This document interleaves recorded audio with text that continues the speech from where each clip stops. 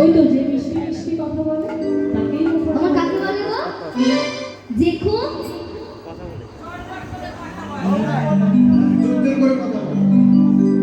আমার দেখো ঝগড়া করতে ভালোবাসে তাই তো? দেখো ঝগড়া করতে ভালোবাসে। মা বলছে এখানে সবাই ঝগড়া করতে পারে? বলছে হ্যাঁ গো, সেটা পারবো না, ওটা তো আমি পারবো। তা আমার একটা কথা বলছি, কেউ আমার রাগ করবেন না যেন। দেখবে যারা খুব ঝগড়া করতে ভালোবাসে না, তাদের মুখের ডিজাইনটাই আলাদা রকমের হয়।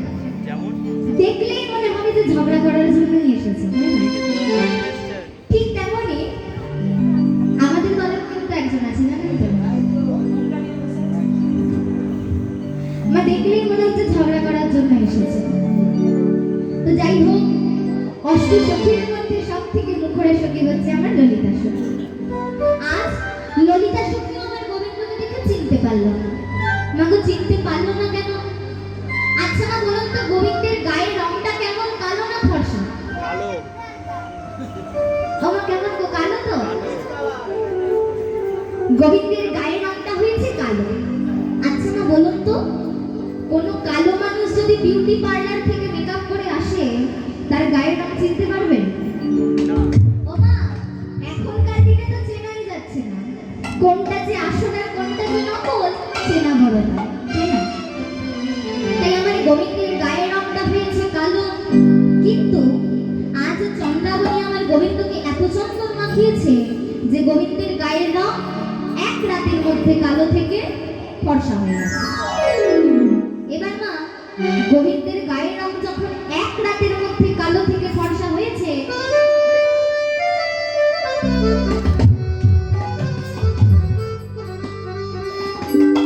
আজ গোবিন্দের গায়ের রং যখন এক রাতের মধ্যে কালো থেকে ফর্সা হয়ে গেছে, আর ললিতা সখী আমার গোবিন্দকে দেখে চিনতে পারেনি।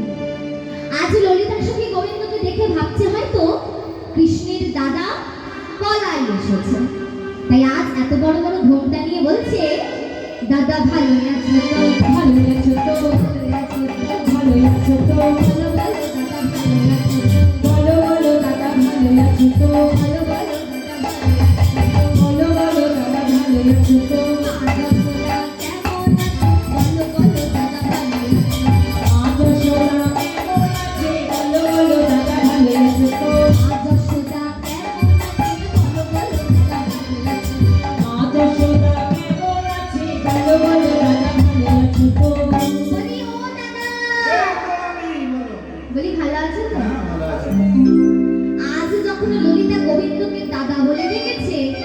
গোবিন্দ বলছে হ্যাঁ গো ললিতা, আমি তোমাদের দাদা কবে থেকে হয়েছি গো?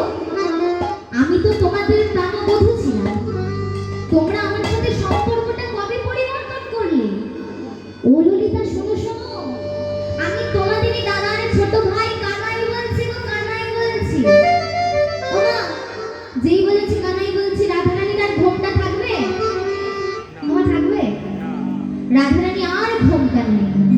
আজ ঘোমটাটা খুলে কোমরে কাপড়টা গুজেছে। আচ্ছা মা বলুন তো, মায়েরা কোমরে কাপড় কখন গোজে? ওই তো সকালে যখন ঝাড় দেয় গো। ও মা কখন গো? যখন মায়েরা রেগে গিয়ে একেবারে রণচণ্ডী মূর্তি ধারণ করে, তখন কোমরে কাপড়টা গোজে, তাই না? তাই আজ রাধারানী ঘোমটা নেই, আজ ঘোমটা খুলে কোমরে কাপড়টা গুজে আজ মিষ্টি মিষ্টি করে কথা বলছে। তা মা, আমি রাধারানীর কথা বাদ দিলাম। এই ইহ জগতে কোন পুরুষ যদি ভুল করে আর নারী যদি তাকে শাস্তি না দিয়ে তার হয়ে মিষ্টি মিষ্টি কথা বলে, তাহলে মা ভেবে নেবেন এর পরে কিছু একটা গন্ডগোল আছে।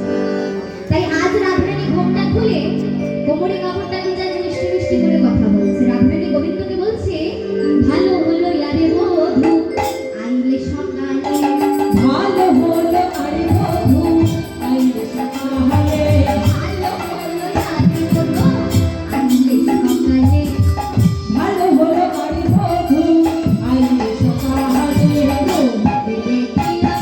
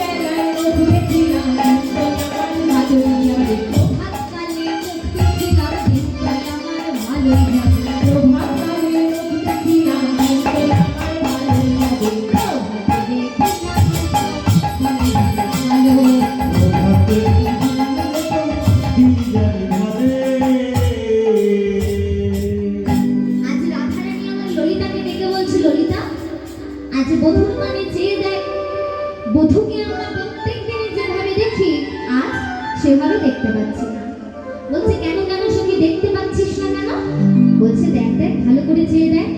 বলি আয় আয় পড়েছে রূপের কাজলে রাধা, আয় আয় পড়েছে রূপের কাজলে রাধা, আয় আয় পড়েছে রূপের কাজলে রাধা, আয় আয় পড়েছে রূপের কাজলে রাধা। ভালো সে কুমকুমের ভালো সে কুমকুমের ডাক,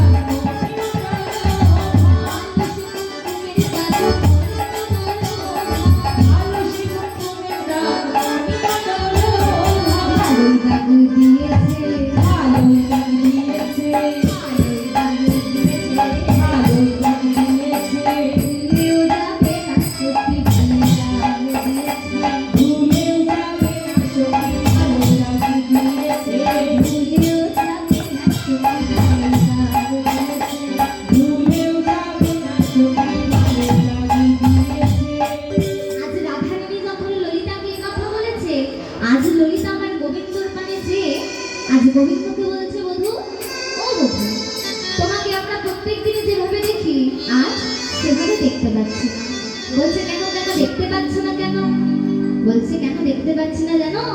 তবে শোনো, তোমার নীল কলসি মুখমণ্ডল, নীলতি কলসি মুখমণ্ডল, নীল কলসি মুখমণ্ডল, নীলতি কলসি মুখমণ্ডল, আমর কাহে ভেলো, আমর কাহে ভেলো, আমর কাহে ভেলো, আমর কাহে ভেলো। তোমার বদন কেন শুকাই গেছে, বদন কেন শুকায় গেছে, বদন কেন শুকাই গেছে,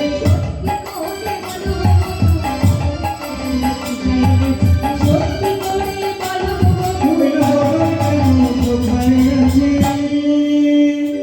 আচ্ছা হ্যাঁ গো বধূ, ও বধূ, বলি তোমার এত সুন্দর চাঁদ বদনের মতো মুখ